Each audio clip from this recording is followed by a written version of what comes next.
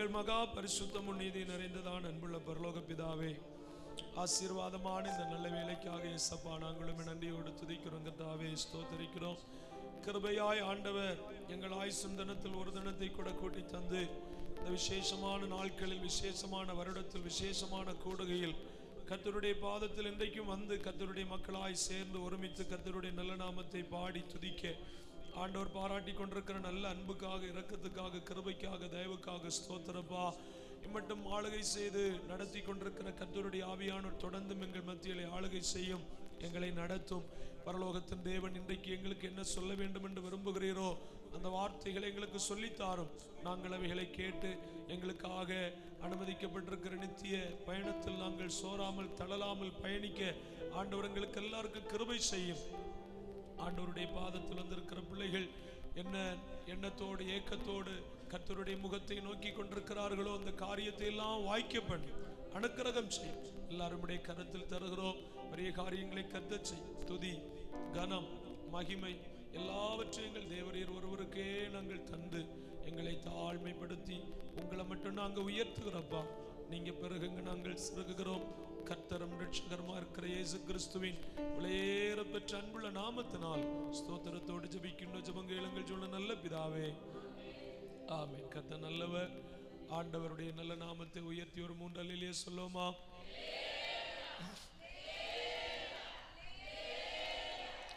கர்த்தருடைய நல்ல பரிசுத்தமுள்ள நாமத்திற்கு மகிமை உண்டாகட்டும். இந்த நாளிலும் கர்த்தருடைய பாதத்தில் வந்திருக்கிற எல்லா அன்புக்குரிய ஆண்டவருடைய பிள்ளைகள், வெளியேறப்பட்ட கர்த்தருடைய ஊழியர்கள் எல்லாரையும் இயேசு கிறிஸ்து அன்புள்ள நாமத்தில் வாழ்த்துகிறோம்.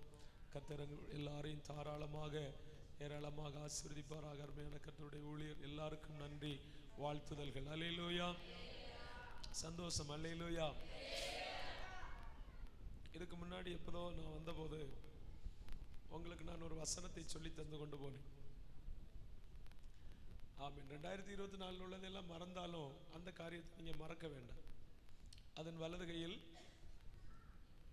தீர்க்காயுசும் இடது கையில் செல்வமும் கனமும் இருக்கிறதா.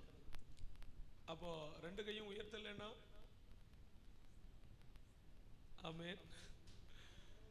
2 கைகளை உயர்த்தி ஒரு 3 அல்லேலூயா சொல்லுமா?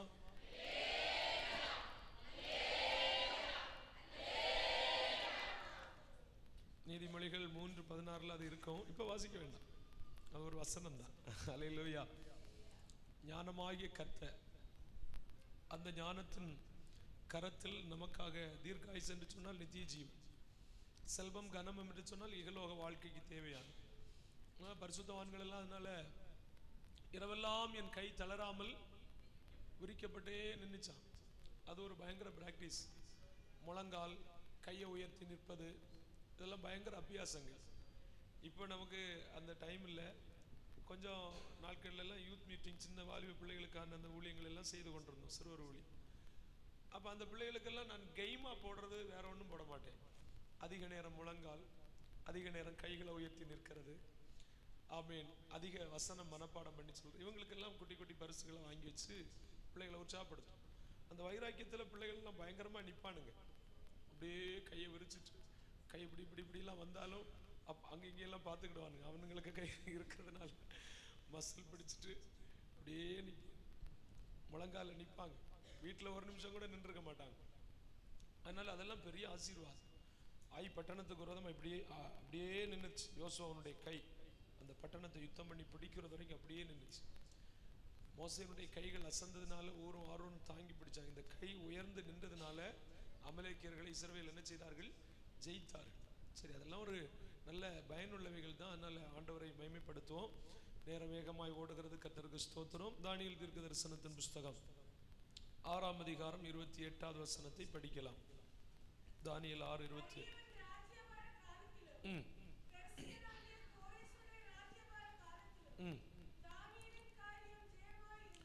ஆண்டவருக்கு மகிமை உண்டாகட்டும். இந்த 2 நாட்களாக ஒரு ஜெய வாழ்க்கை பெற்றுக்கொள்வது எப்படி என்று ஒரு 5 காரியங்களை படித்தோம். தானியேலுடைய காரியம் ஜெயமாகவே இருந்ததா. தானியேலை குறித்து சரித்திரம் படிக்கும்போது இயேசு கிறிஸ்து பிறக்கிறதற்கும் 444 BCயில் அவங்க 606 ஒரு 3 படையெடுப்புகளாகத்தான் நேபுகாத்நேச்சார் எருசலேமின் மேல் படையெடுத்தார். அந்த காலம் தாண்டி இயேசு கிறிஸ்து பிறக்கிறதற்கும் பிசி குறைந்து வரும் 444 ஆண்டு காலங்களிலெல்லாம் எஸ்ரா தலைமையில், செருபாபேல் தலைமையில், நெகேமியா தலைமையில் எல்லாம் கொஞ்சம் பேர் திரும்ப வந்தாங்க. வந்த கூட்டத்தில் தானியேல் திரும்ப வந்ததாக சரித்திரம் சொல்லவில்லை. மற்ற தேவனுடைய மக்கள் எஸ்ரா தலைமையில் ஆலயத்தை கட்டினாங்க. நெகேமியா தலைமையில் அலங்கத்தை 52 நாளைக்குள்ளால கட்டினாங்க. ஆமீன். செருபாபேல், யோசுவா இவங்க எல்லாம் தலைமைத்துவத்தில் ஆலய பலி செலுத்தப்பட அவர்கள் ஆண்டவர் செலக்ட் பண்ணார். அதெல்லாம் சகரியா புஸ்தகத்தில் நம்ம படிக்கிறோம். ஆனால் தானியேல் திரும்பி வந்ததாய் சரித்திரம் இல்லை.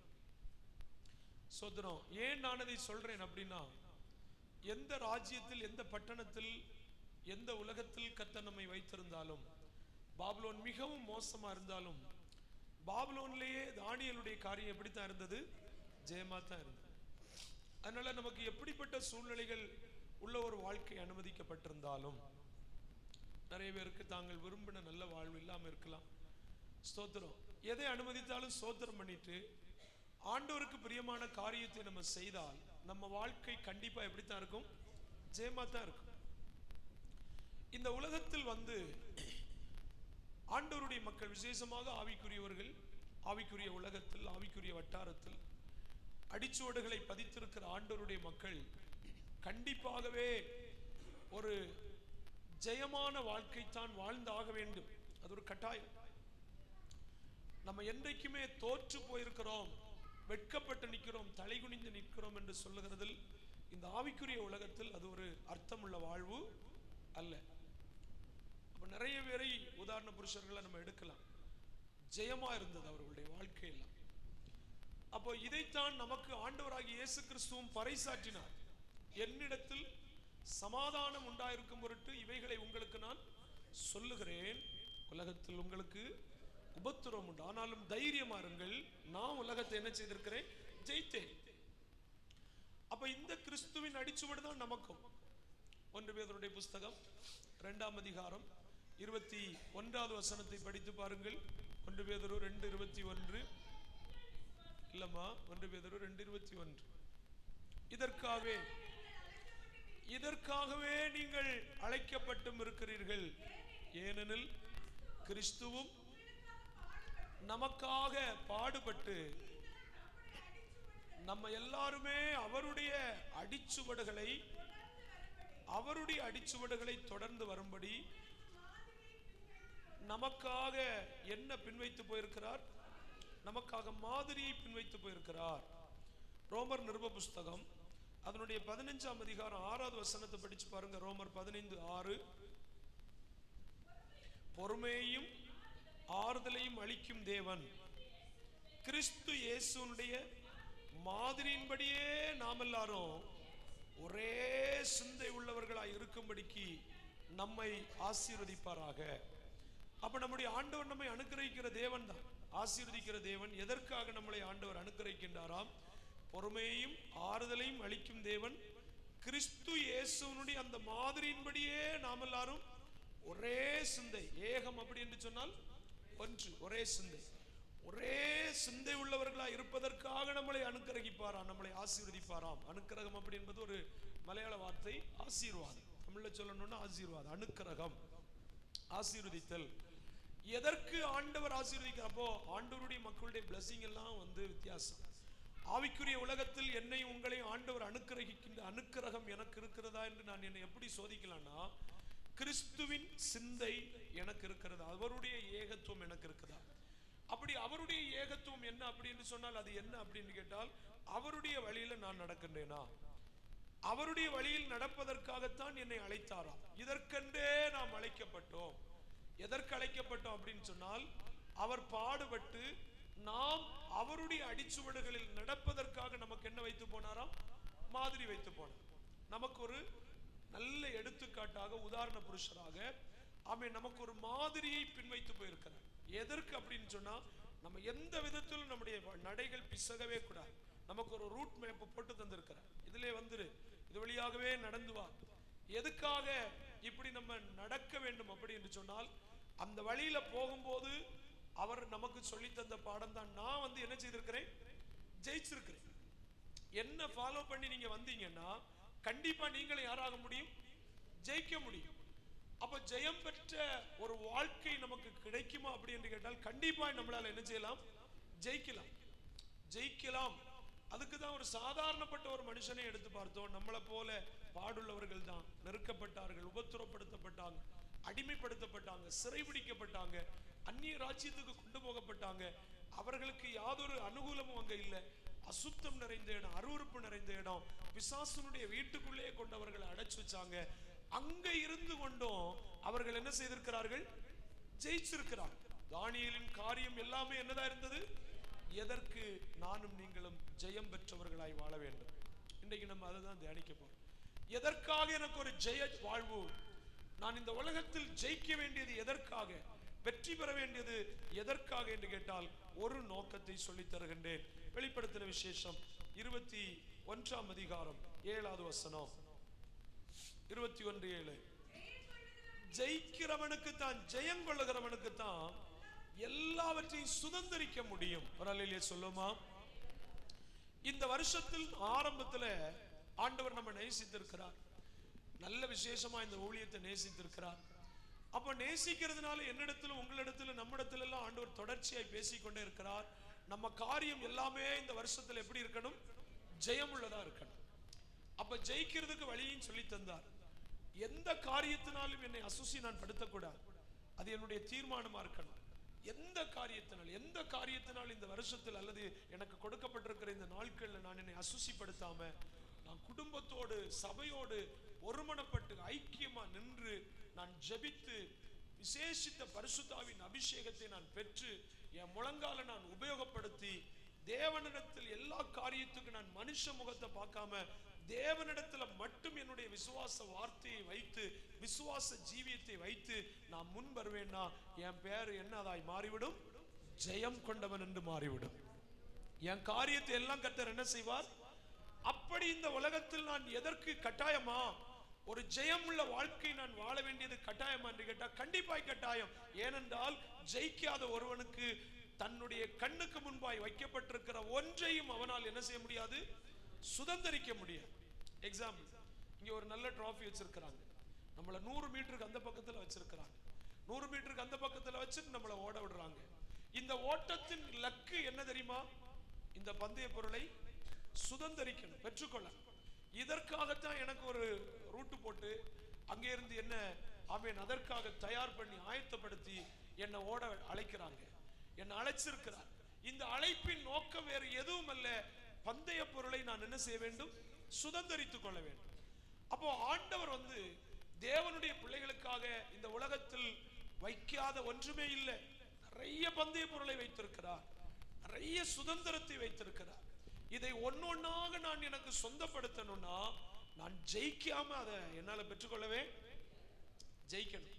அதான் இயேசு சொன்னார், நான் ஜெயிச்சிருக்கிறேன், நான் ஜெயிக்கிறேன். அதனால நான் ஜெயிச்சபடினால உங்களுக்கு என்ன செய்ய முடியும், நீங்களும் நல்ல தைரியமா இருங்க, நீங்க பயப்படாதீங்க, கலங்காதீங்க, நீங்க நல்ல தைரியமா இருங்க, நீங்க சுதந்திரித்து தான் ஆக வேண்டும். அல்லேலூயா.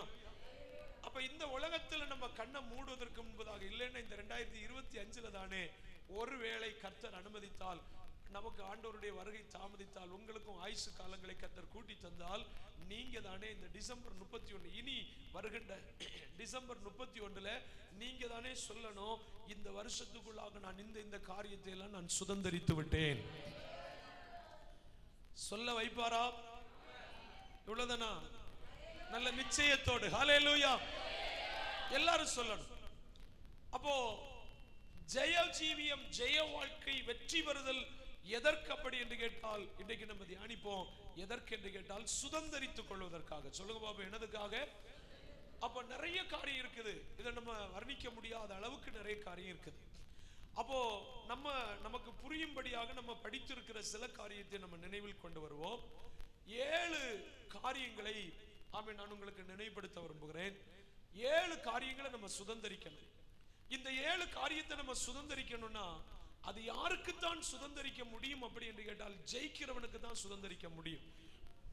வெளிப்படுத்தின விசேஷம் அதனுடைய ஸ்தோத்திரம். 2ஆம் அதிகாரம் 7வது வசனத்தை படிக்கலாம். ஆவியானவர் சபைகளுக்கு சொல்லுகிறதை காதுள்ளவன் கேட்க கடவன். ஜெயம் கொண்டவன், ஜெயிக்கிறவன், ஜெயம் கொள்ளுகிறவன் எவனோ அவனுக்கு தேவனுடைய பரதீசின் மத்தியில் இருக்கிற ஜீவ விருட்சத்தின் கனியை நான் புசிக்க கொடுப்பேன். அப்போ ஒன்னாவது நம்ம சுதந்திரிக்க வேண்டிய சுதந்திரம் என்ன அப்படி என்று கேட்டால் ஜீவ விருட்சத்தின் கனி. சொல்லுங்க பாப்பா, என்ன கனி? ஜீவ விருட்சத்தின் கனி. இந்த ஜீவ விருட்சத்தின் கனியை நான் சுதந்திரிக்க வேண்டுமே, ஆனால் இந்த கனியை நான் எனக்கு சொந்தப்படுத்திக் கொள்ளணும்னா, இது தோற்று போன வாழ்க்கையுடையவர்களுக்கு இதை சுதந்திரித்துக் கொள்ளவே, இது தோற்றுட்டேன், என் வாழ்க்கை ஃபுல்லா போச்சு, முடிஞ்சது, இந்த வருஷமே பாழா போச்சு, அவ்வளவுதான், எல்லாத்திலையுமே நான் கோட்டை விட்டேன், இப்படின்னு சொல்லுகிற ஒரு நபரால், இப்படி என்று சொல்லுகின்ற ஒரு நபரால் கண்டிப்பாக இதை சுதந்திரிக்க முடியும். இப்ப சபைக்கு ஆண்டவர் நம்ம எல்லாம் சபை இயேசு கிறிஸ்துவின் இரத்தத்தினால் மீட்கப்பட்டு பரிசுத்தமாக்கப்பட்டிருக்க தேவனுடைய பிள்ளைங்க.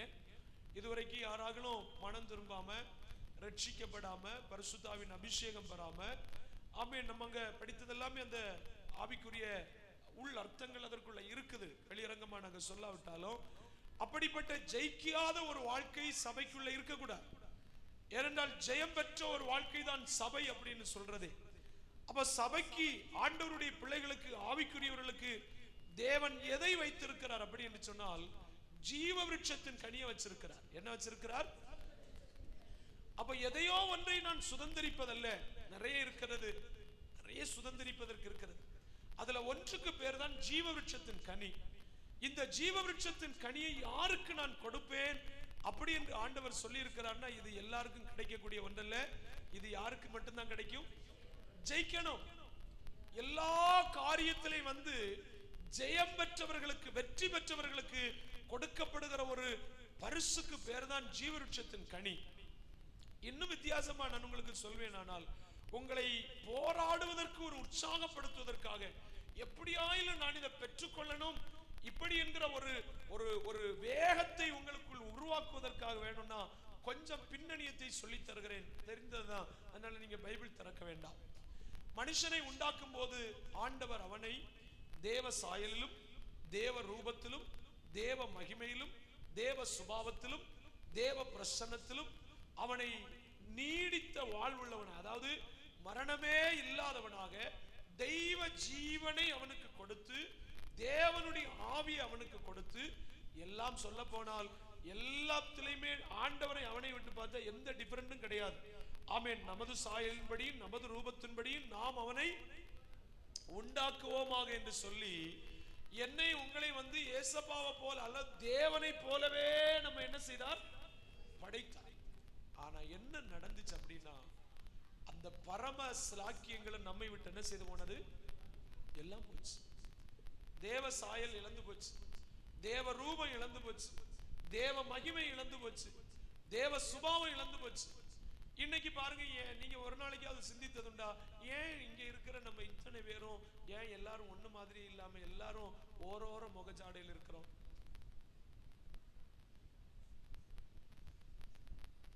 ஏன் எல்லாரும் ஒரே கலர்ல இல்லாம எல்லாரும் பல பல டிஃபரெண்ட் கலர்ல இருக்கிறோம்? இந்த உலகத்துல இன்னைக்கு எத்தனை கோடி? ஒரு 1000 கோடி பேர் இருப்பாங்களா? 900 கோடின்னு சொல்றாங்க புள்ளிவிவரத்துல. புள்ளிவிவரத்துல இல்லாத நிறைய மக்கள் இருக்கிறாங்க இல்லையா? ஒரு 1000 கோடி சொல்லுவோமே சும்மா. இந்த 1000 கோடி நபருக்கும் அவங்களுடைய ஃபிங்கர் பிரிண்ட் டிஃபரெண்ட், ஒண்ணு மாதிரியே இருக்காது. உங்களுக்கு ரொம்ப முடியல, உங்க வீட்டுக்காரரை போய் ரேஷன் கடையில போய் ரேஷன் வாங்கிட்டு வாங்கன்னு சொன்னா நடக்குமா? கதை நடக்குமா? இல்ல. இப்போ டெக்னாலஜி நான் சொல்றேன். ஏன்னா யாருடைய ஃபிங்கர் பிரிண்ட் பதிவு பண்ணப்பட்டிருக்கோ அவங்க கைதான் என்ன செய்ய வேண்டியது இருக்கு. இப்போ உண்டா இல்லையா? இது இன்னும் கட்டாயமாக்கப்படும். ஒரு ஆளுக்கு இன்னொரு ஆள் உதவி செய்ய முடியாத ஒரு சூழ்நிலை உலகத்துல வரும். அதான் அதுக்கு தான் எதிர் கிறிஸ்துவனுடைய ஆட்சின்னு சொல்லப்படும். யாரும் யாருக்குமே நன்மை செய்ய முடியாது.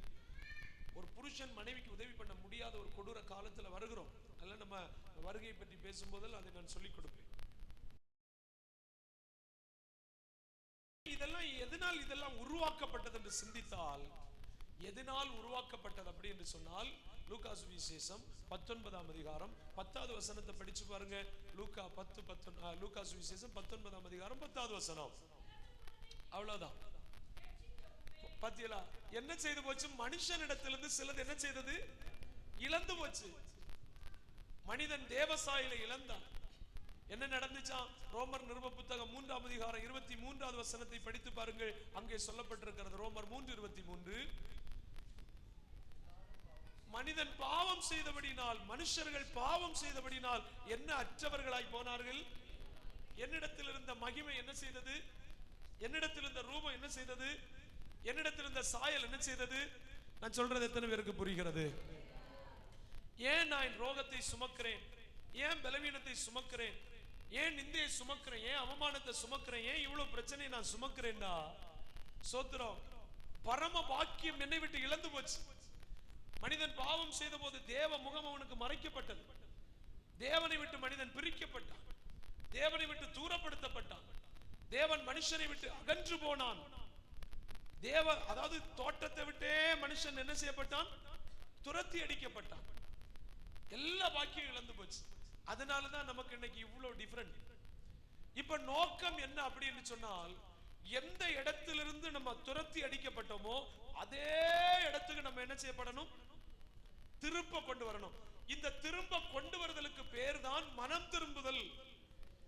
இந்த தோட்டத்திலிருந்து இப்படியே நம்மளை துரத்தி அடித்து இப்படியே நம்ம போ அப்படின்னு சொல்லிட்டு தோட்டத்தை பண்பெடுக்கவும் காவல் பண்ணவும் கொண்டு போய்பட்ட அந்த பதவிகள் பறிக்கப்பட்டு நம்முடைய மகிமையை நம்ம இழந்தோம்.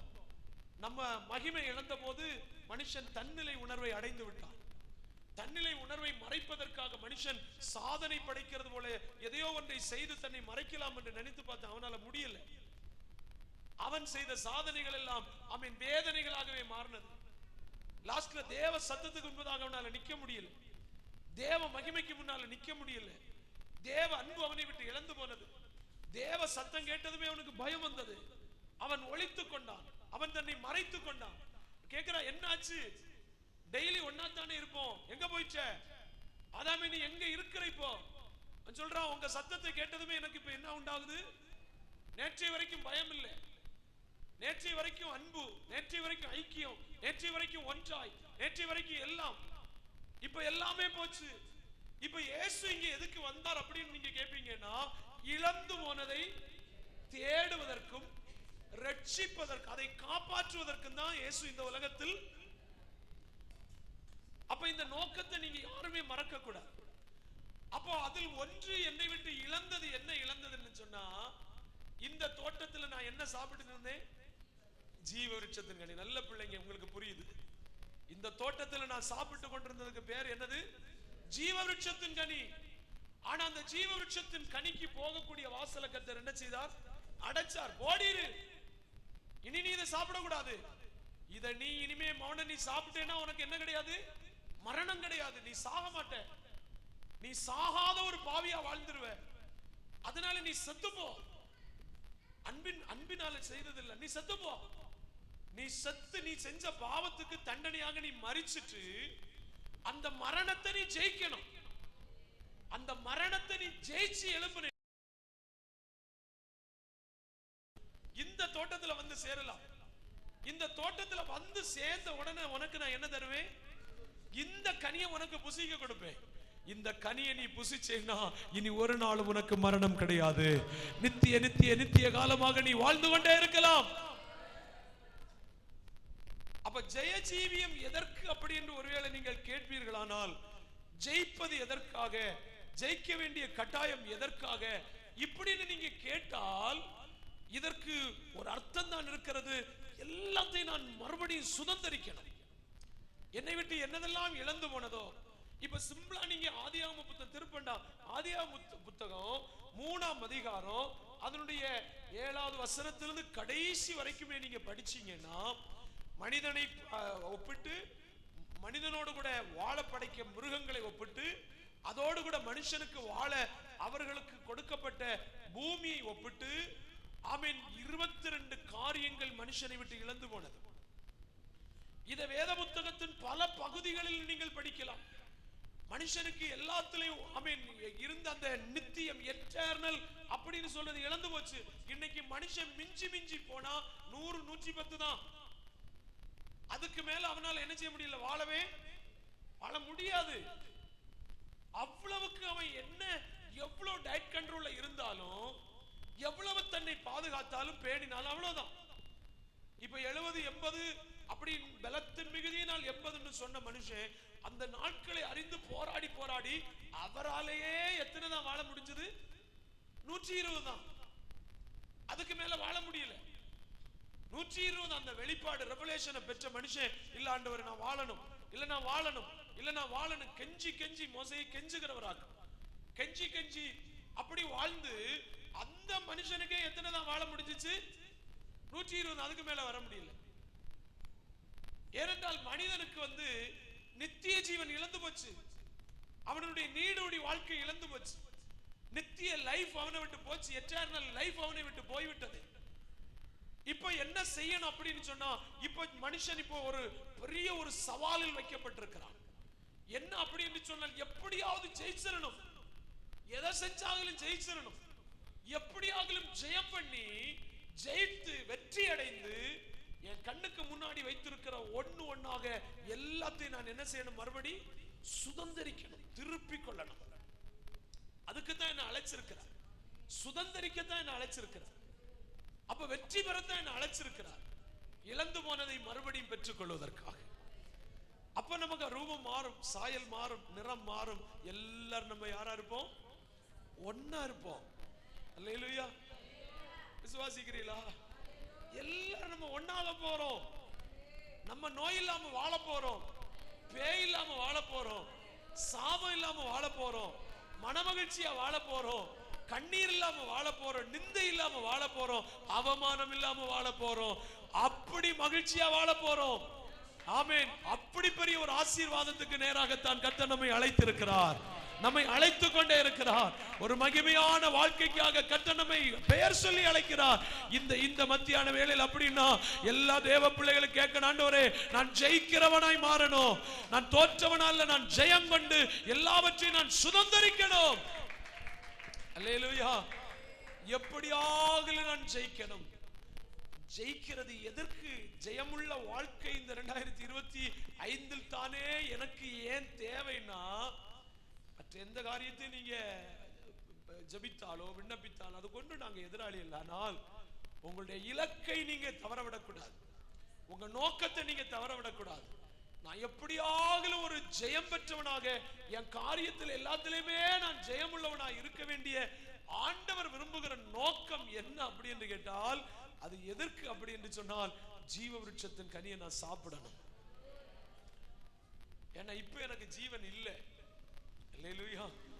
இப்ப நான் மிஞ்சி மிஞ்சி போனா இந்த மோசையை போல ஒரு 120 வருஷம் வாழ்ந்தாலும் கண்ணை மூட வேண்டிய ஒரு தருணம் வரும், ஓட்டத்தை முடிக்க வேண்டிய ஒரு நேரம் வரும். ஆனா நான் எங்க நிக்கணும்னா, அந்த நேரத்துல நான் போய் நிக்கிறது கரெக்டா. நான் போய் எதுக்கு முன்னாடி நிக்கணும்? இந்த ஜீவ விருட்சத்தின் கனிக்கு முன்னாடி போய் நிக்கணும். நிப்பமா? ஒரு கைதான் உயர்ந்திருக்கு. எல்லாருமே நிக்கணும். யாரும் நிக்காம இருக்க. ஏன்னா கண்ணை மூடுனா 2 இடம் நமக்கு நியமிக்கப்பட்டிருக்கு. கண்ணை மூடுனா எத்தனை இடம் நியமிக்கப்பட்டிருக்கு?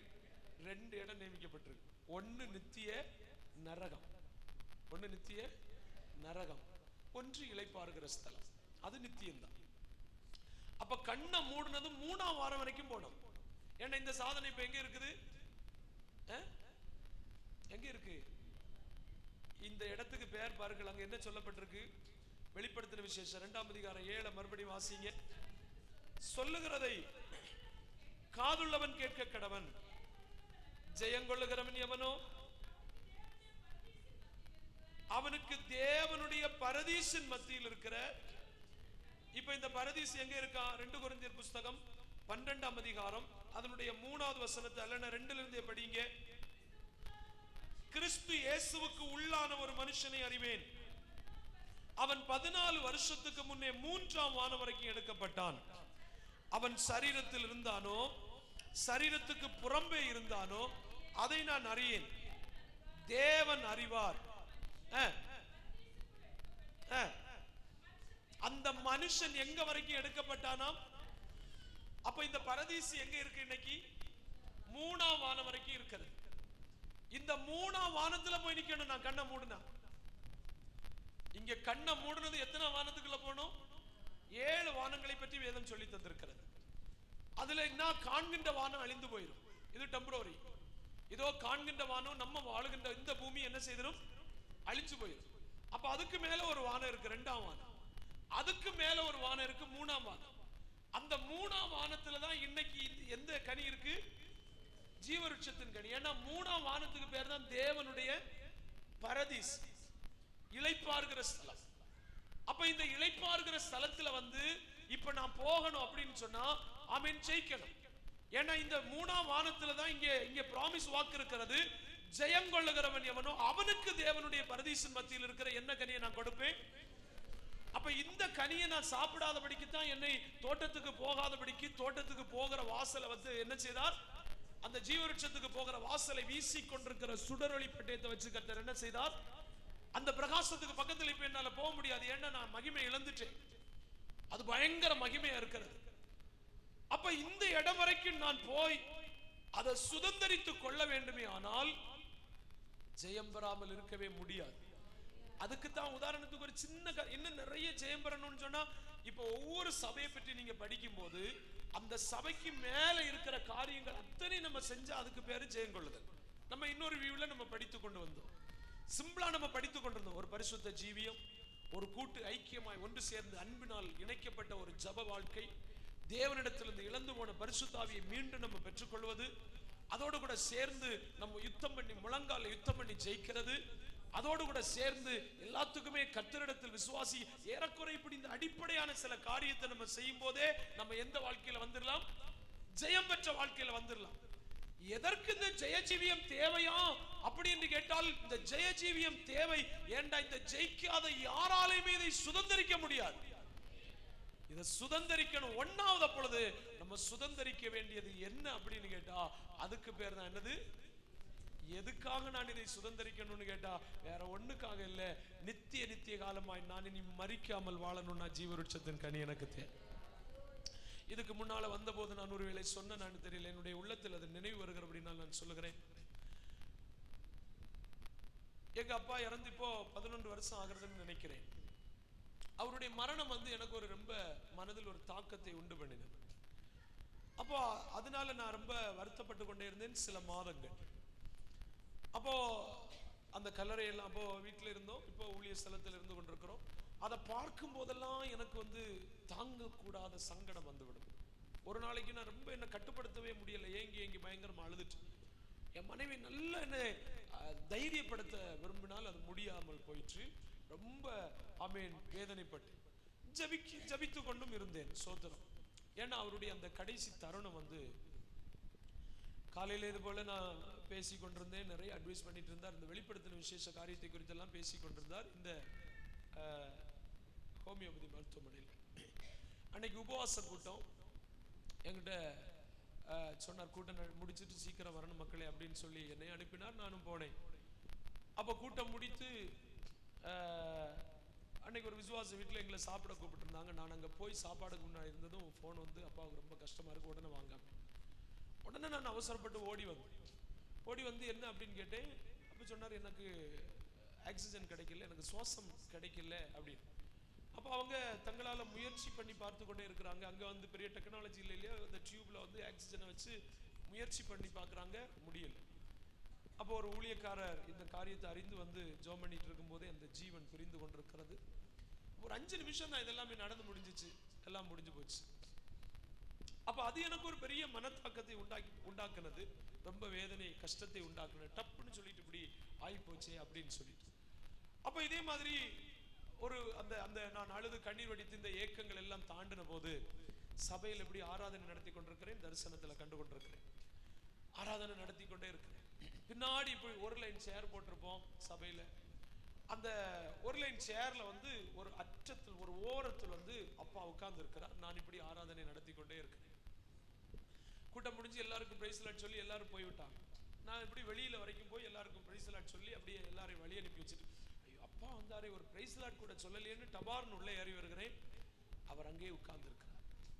அப்ப நான் அவருக்கு ஓடி வந்து பிரைஸ் லார்ட் சொல்லி நல்லா இருக்கிறீங்களா அப்படின்னு கேட்டுட்டு ஒரு வார்த்தை அவரிடத்துல கேட்கிறேன். முதல் கேட்ட கேள்வி என்னன்னு சொன்னா, மூச்சு விடுறதுக்கு ரொம்ப கஷ்டப்பட்டுட்டு இருந்தீங்களே, இப்ப எப்படி இருக்கு, உடம்புக்கு இப்ப எப்படி இருக்கு அப்படின்னு கேட்டார். உடனே அவர் என்னிடத்துல சொன்னார், நான் அங்க போன உடனே அந்த இடத்துல இருந்து எனக்கு ஒரு கப்பு தண்ணி குடிக்க கொடுத்தாங்க. அந்த ஒரு கப்பு தண்ணி குடிச்ச உடனே என்னிடத்தில் இருந்த அந்த சுவாசம் முட்டுதல், அந்த சுவாசம் இழுப்பதற்கு தடையா இருந்தது எல்லாமே என்னை விட்டு என்ன செய்தது, மாறினது. நான் சந்தோஷமா இருக்கிறேன் அப்படி சொல்லிதான் நான் கண்ணு திறந்து பார்த்துட்டேன். அதனால தான் நான் தைரியமா இந்த காரியத்தை வச்சு எல்லாருக்கும் நான் சொல்லிக் கொடுப்பேன். என்ன சொல்லிக் கொடுப்பேன் அப்படின்னு சொன்னா, இந்த உலகத்தில் அதனால வியாதியை குறித்தோ நோயை குறித்தோ மற்றும் பலவிதமான கஷ்டத்தை குறித்தோ நீங்க அதை குறித்து நீங்க ஆவிக்குரிய வாழ்க்கையில நீங்க சோர்ந்து போக கூடாது. இது ஒரு முடிவல்ல, இது ஒரு நிரந்தரம் அல்ல, இதுக்கு ஒரு முடிவுண்டு. நமக்கு ஒரு நிரந்தரமான வாழ்க்கை பரலோகத்தில் இருக்கிறது, நமக்காக ஒரு ஆசீர்வாதம் காத்திருக்கிறது. அதனால ஏதாவது ஒரு சின்ன காரியத்தை குறித்தோ ஒரு சுகவீனத்தை குறித்தோ பலவீனத்தை குறித்தோ ஆண்டவருடைய பிள்ளைகள் மனம் தளர்ந்து போக கூடாது. அதனால கர்த்தர் சுகமாக்க மாட்டார்கள். உங்களுக்கு சொல்றோம், இந்த உலகத்துல நமக்கு சுகம் கிடைக்கணும்னு கர்த்தர் நமக்கு அனுமதித்திருக்கிறார். அது கண்டிப்பா நமக்கு கிடைக்கும். இல்ல ஒருவேளை அதை நம்ம உருவாக்குவதற்காக என்னுடைய ஆவிக்குரிய அனுபவத்தில் நான் சோர்ந்து போகாம அவருடைய பரிசுத்தத்துக்கு பங்குள்ளாகும் பொருட்டு பங்கடைவதற்கு பொருட்டாக அது எனக்கு வைக்கப்பட்டிருக்கிற ஒரு சிக்ஷையின் நோக்கமா இருக்குமே, ஆனால் அதை குறித்து வேதனைப்படக்கூடாது, அதை குறித்து பாரப்படக்கூடாது. அது ஒருவேளை மரண காலம் வரைக்கும் நம்மை குட்டிக் கொண்டே இருக்கக்கூடிய ஒன்றா இருந்தாலும் அதுக்கு ஒரு முடிவு இருக்கிறது. இந்த கனியை பொறிச்சு புசிச்சா அந்த நிமிஷத்திலிருந்து நமக்கு மரணம் நம்மோடு கூட போராடாது. நம்முடைய ஆயுஷ் அதுக்கு பிறகு தீர்க்காயுஷாக நீடூடி காலமாக மாறும். அதனால இந்த வருஷத்தில் ஒரு தீர்மானம் எடுக்கணும். எப்படியாகலும் இந்த உலகத்தை ஜெயிக்கணும், எப்படியாகலும் பாவத்தை ஜெயிக்கணும், எப்படியாகலும் இந்த உலகத்தில் இருக்கிற பிரச்சனையை நான் ஜெயிக்கணும். நான் ஒரு தோற்று போன வாழ்க்கை அல்ல, நான் ஒரு ஜெயம் பெற்ற வாழ்க்கை வாழணும். எப்படியாவது அந்த ஜீவ விருட்சத்தின் கனியை நான் பறித்து புசித்தாகணும். நான் மரணம் இல்லாத ஒரு வாழ்க்கையை நித்திய காலமாய் நான் வாழணும். எத்தனை பேர் விரும்புறீங்க? எத்தனை பேர் அதற்காக வாஞ்சிக்கிறீங்க? எத்தனை பேருக்கு அந்த தொலைதூர தரிசனம் அந்த மூன்றாம் வானம் வரைக்கும் எடுக்கப்பட வேண்டும் என்கிற ஒரு வைராக்கிய வாஞ்சை எத்தனை பேருக்குள்ள உருவாக்கப்படுகிறது? இன்னைக்கு இந்த உபவாச கூட்டத்தில் பெரிய ஒரு ஆசீர்வாதமே, நம்ம ஜெயித்து சுதந்தரிக்க வேண்டியதை சுதந்தரிப்பதுதான், சுதந்தரிக்க வேண்டியதை சுதந்தரிப்பதுதான். பிரைஸ் தி லார்ட், ஹல்லேலூயா. தேவனுடைய பிள்ளைகளை கர்த்தர் சுதந்தரிப்பதற்காக அழைத்திருக்கிறார். அது யாரால் சுதந்தரிக்க முடியும் என்று சொன்னால், இந்த உலகத்தை இயேசுவோடு கூட சேர்ந்து நின்று நம்ம ஜெயிக்கணும். அது என்னதான் இருக்கட்டும். பிரைஸ் தி லார்ட், ஹல்லேலூயா. போராடித்தான் ஆகணும், ஓடித்தான் ஆகணும். தளரக்கூடாது, சோர்ந்து போகக்கூடாது, தடுமாறி போகக்கூடாது, பின்வாங்கி போகக்கூடாது. இந்த வருஷம் அல்லது இந்த நாட்களிலிருந்து மணியா உள்ளால் அடிச்சுட்டே இருக்கணும். நீ ஜெயித்தவன், நீ ஜெயிக்க வேண்டியவன், நீ ஜெயித்தவன், நீ ஜெயிக்க வேண்டியவன். நீ சோரக்கூடாது, நீ தளரக்கூடாது, நீ ஜெபிக்காம இருக்கக்கூடாது, நீ கூட்டத்தை முடக்கக்கூடாது, நீ பைபிளை கையில எடுக்காம இருக்கக்கூடாது, நீ உபவாசிக்காம இருக்கக்கூடாது. மணி அடிச்சுட்டு இருக்கணும். ஏனென்றால் சுதந்தரிக்க வேண்டியது கண்ணுக்கு முன்பதாக நிறைய இருக்கு. பந்தய பொருள் கண்ணுக்கு முன்பதாக நிறைய இருக்கிறது. வெற்றி பெற்றதை சுதந்தரிக்க வேண்டிய ஆமென் சுதந்திரம் நிறைய நமக்கு கண்ணுக்கு முன்பதாக இருக்கிறது. அந்த பரலோக சுதந்திரத்தை, அந்த மேன்மையான சுதந்திரத்தை, அந்த பரம சுதந்திரத்தை நான் சுதந்தரிக்க கர்த்தர் என்னை ஜெயிக்க அழைக்கிறார். தோற்று போகல்ல. இன்னைக்கு என்னால ஜெயிக்க முடியும். எத்தனை பேர் சொல்றீங்க நான் ஜெயிப்பேன்? ஒரு தானியேலால் முடிந்ததுன்னா, ஒரு பவுலால் முடிந்ததுன்னா, என் இயேசுவால் முடிந்ததுன்னா நானும் ஜெயிப்பேன். எத்தனை பேர் சொல்ல போறீங்க? நீங்க உங்க வாயில் இந்த சத்தம் முழங்கும் போதுதானே கர்த்தர் உங்களை ஒரு வெற்றி பெற ஆமென் ஜெயிக்க உங்க மேல ஒரு அபிஷேகத்தை பகருவார். ஷபா நகா துல பட ரகதனா. நான் அதை என்னுடைய ஆவியில உணர்கிறேன், என்னுடைய உள்ளத்தில் அதை நான் உணர்கிறேன், என்னுடைய ஆத்மாவில உணர்கிறேன். தேவ பிள்ளைகளுக்கு அதற்கு தக்கதான ஒரு விசேஷித்த பலனை தருவார். பசியோ பட்டினியோ உபத்திரவத்திலேயோ நிர்வாணத்திலே நாசமோசத்திலேயோ தேவ பக்தர்களை ஜெயிக்க வைத்திருக்கிற தெய்வம் நம்முடைய தெய்வம். அவர்களை உலகத்தை ஜெயிக்க வைத்தாருன்னா நம்மளை ஜெயிக்க வைப்பார். அந்த பலன், அந்த பலன், அந்த வல்லமை ஒரு 2 நிமிடம் ஆவிக்கு விட்டு கொடுங்க. கர்த்தருடைய ஆவிக்கு விட்டு கொடுங்க. தேவ பிள்ளையே, இந்த உலகத்துல இனி வந்த சக்தியும் உன்னை தோற்கடிக்க எதுவும் முடியாது. எந்த வல்லமைகளும் எந்த சவால்களும் உன்னை தோற்கடிக்க முடியாது. உன்னை ஜெயிக்க கர்த்தர் அழைக்கிறார். உன்னை ஜெயம் பெற்று சுதந்தரிக்க அழைக்கிறார். சிலதை சுதந்தரிக்க கர்த்தர் அழைக்கிறார். சிலதை சுதந்தரிக்கணும், சிலதை பெற்றுக்கொள்ளணும், சாட்சியா நிக்கணும். நான் இந்த வருஷத்தில் இதை பெற்றுக்கொண்டேன், இதை நான் சுதந்தரித்து விட்டேன். Praise the Lord, praise the Lord, praise the Lord, praise the Lord.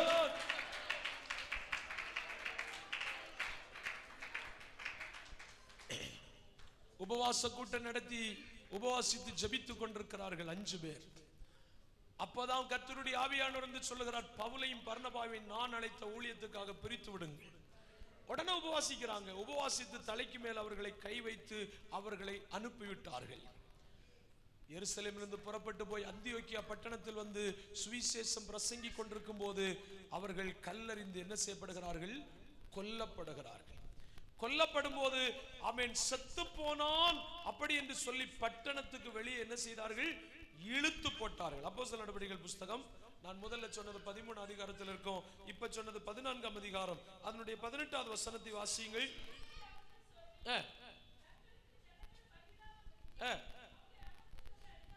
இருந்தது. பின்பு அந்தியோக்கியாவிலும் இக்கோனியாவிலும் இருந்து சில யூதர்கள் வந்து ஜனங்களுக்கு போதனை செய்து பவுலை கல்லறிந்து அவன் மரித்து போனான் என்று எண்ணி அவனை பட்டணத்துக்கு வெளியே இழுத்து கொண்டு போனார்கள். சீசர்கள் சூழ்ந்து நிற்கையில் அவன் எழுந்து, போதும், அவன் மரித்து போனான் என்று எண்ணி விட்டார்கள்.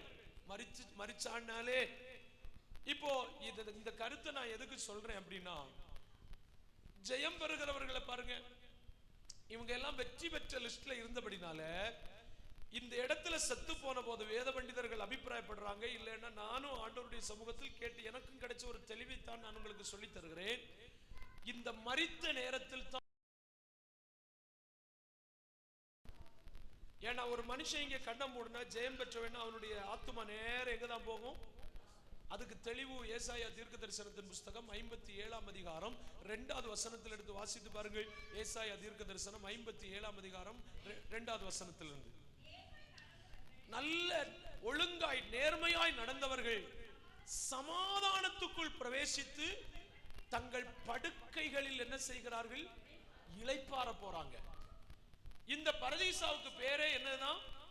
இளைப்பாறுகிற ஸ்தலம், ரெஸ்டிங் ஏரியா, இளைப்பாறுகிற இடம். அதுக்கு பிறகு அவங்களுக்கு ஒரு பிரச்சனையும் இல்லை. அப்ப இந்த மரிச்ச மனுஷன், அதனாலயாக்கும் இந்த கொரிந்து புத்தகத்தில் எழுதும் போது எனக்கு சரியா அதை சொல்ல தெரியல. ஆவிக்குள்ள இருந்தேனா ஆவிக்கு வெளி, அதாவது சரீரத்துக்குள்ள இருந்தேனா புறம்பே இருந்தேன்னு தெரியும். ஆனா நான் கிறிஸ்துவுக்குள்ள இருந்தேன் என்பது எனக்கு நல்லா.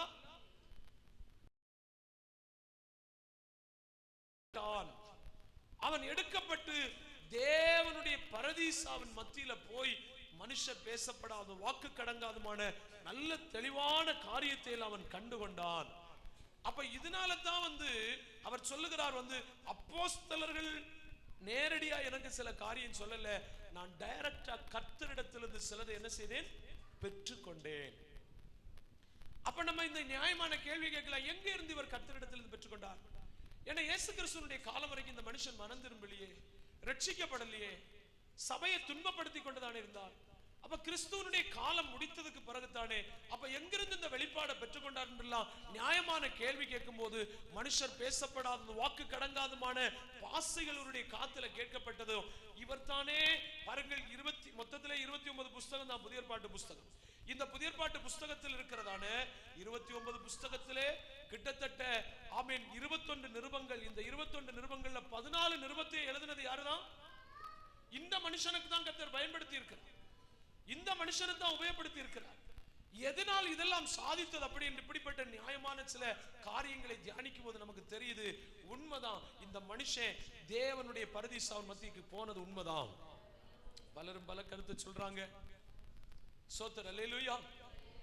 அப்ப பாருங்க, இது எதினால் எந்த சூழ்நிலையில் இது நடந்தது அப்படி என்று கேட்டால், கல்லறிந்து பவுல் இப்ப என்ன செய்து போனான்?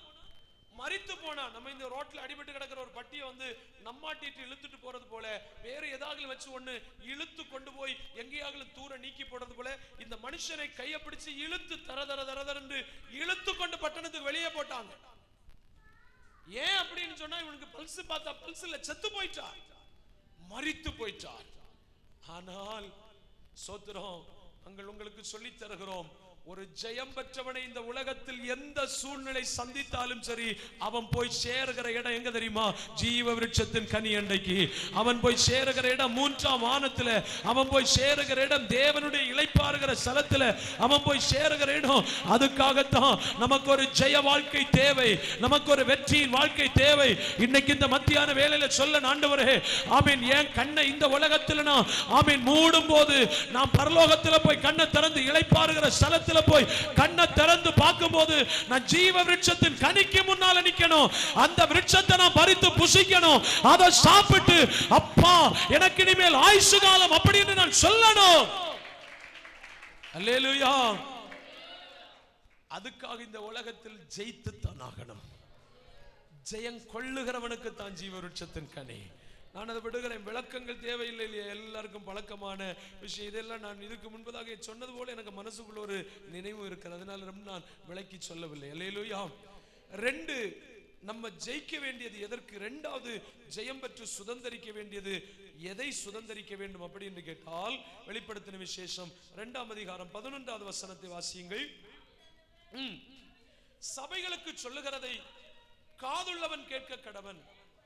ஜெயம் கொண்டால், ஜெயம் கொள்ளுகிறவனுக்கு இரண்டாம் மரணத்தினால் அவன் என்ன செய்வதில்லை? சேதப்படுவதில்லை. இரண்டாம் மரணத்துக்குள்ள நம்ம போய் அடிமைப்படாம இருக்கணும்னா, நம்ம இந்த பூமியில் இருக்கும் போது தானே, இன்றைக்கு தானே, இப்பொழுது தானே நம்ம எல்லாரும் என்ன செய்யணும்? ஜெயிக்கணும். நமக்கு அனுமதிக்கப்பட்டிருக்கிற இந்த வாழ்க்கையை நம்ம வெற்றியாய் மாற்றவில்லை என்றால், ஜெயிக்கலைன்னா நம்மளை எது சந்திக்கும் அப்படி என்று கேட்டால், எது சந்திக்கும்? இரண்டாம் மரணம் சந்திக்கும். எந்த மரணம் சந்திக்கும்? அதென்ன இரண்டாம் மரணம்? வெளிப்படுத்தின விசேஷம் 21ஆம் அதிகாரம் அதனுடைய 15வது வசனம், 14 15 வசனத்தை படிங்க. இல்லம்மா, சாரி, 21 இல்ல, 20ஆம் அதிகாரம் 14 15. அப்பொழுது மரணமும் பாதாளமும் அக்கினி கடலிலே தள்ளப்பட்டன. இதுக்கு பேர் தான் இரண்டாம் மரணம்.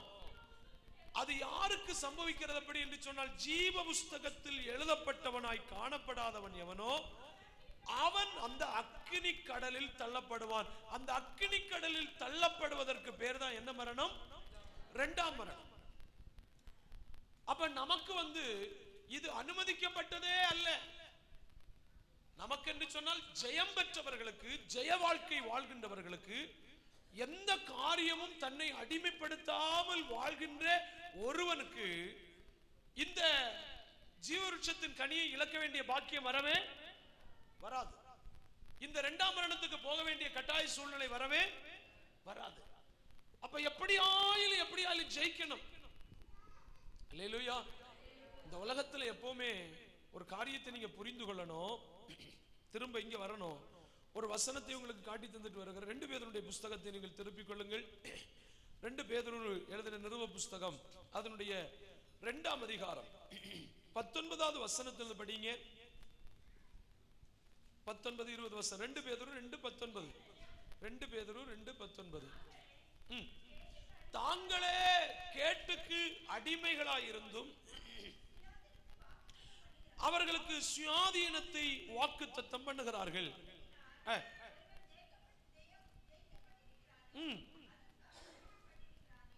எதினால் ஒருவன் ஜெயிக்கப்பட்டிருக்கிறானோ அதற்கு அவன் யாரா இருக்கிறான்?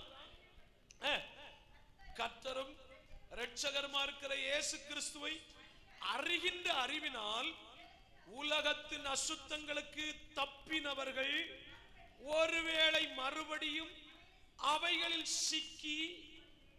சிக்கிக் கொண்டு ஜெயிக்கப்பட்டால் அவர்களுடைய பின்னிலைமை முன்னிலைமையிலும் எப்படி இருக்கும்? அப்ப எதினால் ஒருவன் ஜெயிக்கப்படுகிறானோ அதுக்கு தான் அவன் யாரா இருப்பான்?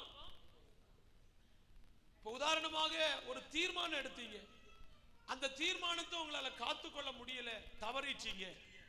அது ஒரு வாய்ப்பு 2 வாய்ப்பு எல்லாம் ஆண்டவர் தருவார். ஏன்னா மனம் திரும்புகிறதுக்கு ஆண்டவர் தவணைகளை வைத்திருக்கிறார் இல்லையா? தவணைன்னா என்னது? ஒரு இஎம்ஐ சிஸ்டம் இல்லையா? அப்படிதானா? கரெக்ட் தானா? டியூ முறை, இன்ஸ்டால்மெண்ட் தவணை. சோதர் அல்லேலூயா. ஒரே டைம்ல ஒன்னால முடியலையா, நாளைக்கு எடுத்துக்க. நாளைக்கு முடியலையா, அடுத்த நாளை எடுத்துக்க. ஆனா உனக்கு நான் தருகிற இந்த தவணைகளை நீ பயன்படுத்தணும். ஆனா என்ன நடந்துச்சு? நான் அவளுக்கு மனம் திரும்பும்படியாய் தவணை கொடுத்தேன், ஆனாலும் அவன் என்ன செய்யல அப்படின்னு நம்ம படிச்ச வசனத்துல இருக்கு. வெளிப்படுத்தல் 2ல இருக்கு, அங்கிட்டு போக வேண்டாம். அப்ப பாருங்கள், ஜெய ஜீவியத்தை நீங்க தோற்கடிக்கிறதுக்கான வாய்ப்புகளை தயவு செய்து தேடிக்கொள்ள கூடாது. இங்க நீங்க பிரசங்கம் கேட்கும் போது மட்டுமல்ல, அந்த உணர்வும் அந்த உற்சாகமும், நீங்க இறங்கி போகிற உலகம் ஒரு ஆபத்தான உலகம். நம்ம சந்திக்கின்றது, இப்போ இன்னைக்கு நான் சந்திக்கின்ற ஒரு அணுகுமுறை அல்ல, நாளைக்கு வித்தியாசமான ஒரு சூழ்நிலை நான் சந்திக்கணும். ஆமீன். இன்றைக்கு ஆமீன் சந்தித்தது போல அல்ல, நாளைக்கு வேறொரு ஆமீன் பிரச்சனையை நான் சந்திக்கணும். ஒவ்வொரு நாளும் எதையோ ஒன்றை நான் சந்திக்க வேண்டிய ஒரு உலகத்தில் நான் பயணித்துக் கொண்டிருக்கிறேன். அநியாயமும் அசுத்தமும் அக்கிரமமும் என்னை விளத்தள்ளக்கூடிய ஒரு உலகம். ஒவ்வொரு நாளும் அப்படி என்றால் எதையோ ஒன்றை நான் அணுகிக் கொண்டே இருக்கணும். அந்த பிரச்சனையை சந்திக்கும் போது அது என்னை மேற்கொள்ள நான் விட்டு கொடுக்க கூடாது. அது என்னை மேற்கொள்வதற்கு நான் இடம் கொடுத்தேன்னு வச்சுக்கிடுங்க, அதுல சிக்கி அது என்னை ஜெயிச்சுன்னா, ஏற்கனவே நான் கிறிஸ்துவுக்குள் வருவதற்கு முன்பதாக என்ன வாழ்க்கை இருந்ததோ அதை விட படுமோசமா இருக்கு என்னுடைய லைஃப். ரொம்ப வேதனையா இருக்கும். அன்னைக்கு கூட நான் அப்படி இப்படி எல்லாம் அட்ஜஸ்ட் பண்ணி அப்படியே தொங்கிட்டு வந்துட்டு இருந்தேன் ஆண்டவருக்கு பின்னால. ஆனா இன்னைக்கு டோட்டலி நான் கர்த்தரை விட்டு தூரம் போகக்கூடிய ஒரு அனுபவம் வந்துவிடும். அப்படிப்பட்ட ஒரு சூழ்நிலை வரும். ஆத்மிக்குரிய அனுபவத்தில் அதை அனுபவித்துக் கொண்டிருக்கிறார்கள் அநேகர். அல்லேலூயா. மகிழ்ச்சியோட அல்லேலூயா. அதனால யாதொன்றிலையும் சிக்கிக் கொள்ளக்கூடாது. ஏனென்றால் இந்த 2ஆம் மரணம் நமக்கு நியமிக்கப்பட்டதே யாதொன்றிலை. ப்ளீஸ் அந்த வார்த்தையை மறுபடியும் கர்த்தர் சொல்ல சொல்லுகிறார். யாதொன்றிலை போய் சிக்காதீங்க. ஏன்னா நிறைய பேர் சிலதுக்குள்ள போய் சிக்கிக் கொள்ளுகிறார்கள். நிறைய சிக்கி எழும்ப முடியாம, இப்ப பாருங்க, ஒரு முடிச்சு விழுந்துச்சுன்னு சொன்னா அதை சீக்கிரம் என்ன செய்திடலாம்? எடுத்துடலாம் தானே. ஒரு சிக்குக்குள்ள விழுந்துட்டோம்னு சொன்னா, இந்த கடற்கரையில எல்லாம் நீங்க போய் பார்த்து பாருங்க, சில நேரத்துல எல்லாம் அப்படியே வலையை கூட்டி போட்டிருப்பாங்க. ஏன் கூட்டி போட்டிருப்பாங்கன்னு சொன்னா, அவங்க அத்தனை முயற்சியும் தோற்று போய் அந்த வலை அதுக்கு முன்னால அவங்களால என்ன செய்ய முடியாது, அந்த சிக்கு எடுக்கவே முடியாது. ஏன்னா அது கடினமா எதிலே ஒன்று மாட்டிச்சு. அப்படி ஆத்மீக சபையை சொல்றது, ஆவிக்குரிய உலகத்தை சொல்றது, சிலர் அதுல போய் சிக்கி விசுவாசத்தை விட்டு விலகி வழி விலகி அநேக வேதனைகளால் தங்களை குத்திச்சே இருக்கிறாங்களா, குத்திச்சே இருக்கிறாங்களா. ஏன்னா அந்த சிக்கு அதுல இருந்து அவங்களால என்ன செய்ய முடியல. நல்ல முயற்சி பண்ணி பாக்குறாங்க, நல்ல பிரயாசப்படு. அப்ப என்ன செய்யலாம்னா, நமக்கு தெரியணும், இந்த ரூட்ல இப்படியே நான் வலையை கொண்டு போனேன், என் வாழ்க்கையை கொண்டு போயிட்டேன்னா இங்க சரி கிடையாது, இங்க படப்பு இருக்கு, இங்க முள் இருக்கு, இங்க காடு இருக்கு, நான் சிக்கிடுவேன். அதுக்காகத்தான் இங்க சொன்னோம், கர்த்தரும் இரட்சகருமா இருக்கிற இயேசு கிறிஸ்துவை அறிகினால் உலகத்தின் அசுத்தங்களை தப்பினவர்கள் மறுபடியும் அதில் சிக்க கூடாது. அப்ப எனக்கு தெரியணும், பேசின போய் இது 2024 பேசினது, இது நான் பேசக்கூடாது.